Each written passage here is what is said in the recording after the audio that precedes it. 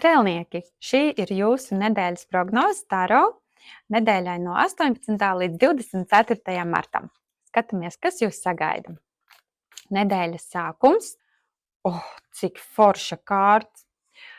Re, kāda meitene priecīga. Nu, te būs kaut kāds ļoti jauks notikums, kas liks jums slēgt aiz priekiem. Kaut kāda ziņa var būt jauka, vai beidzot kaut kas atrisināsies, kas sen ir stāvējis un vilcies. Šī ir jūtu kārts, ka jums pilnīgi jūtas plūdīs pāri malām no prieka. Kā kaut kas ļoti pozitīvs jūs sagaida nedēļas sākumā. Skatāmies tālāk. Strēlnieki nedēļas vidus. 8 monētas. Tālāk mums iet jau materiālā ziņa iestājas nedēļas vidū. Kaut kādi darbi, domas, mācības, apmācības. Varbūt brauksiet kaut kādā vai būsiet kaut kādos kursos.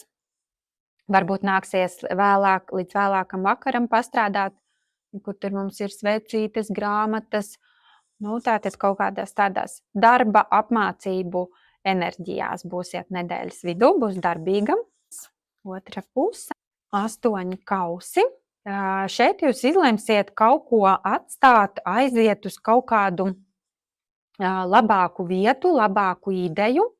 Lai gan šī ir kārta tāda, ka mēs atstājam tas, kas jau ir labi, bet ejam uz vēl labāku, uz vēl saulaināku nākotni.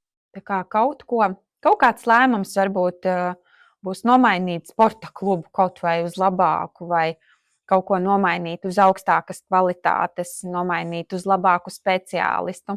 Kā kaut kas šāds te būs nedēļas nogalē. Strēlnieki, lai jums jauka nedēļa ir!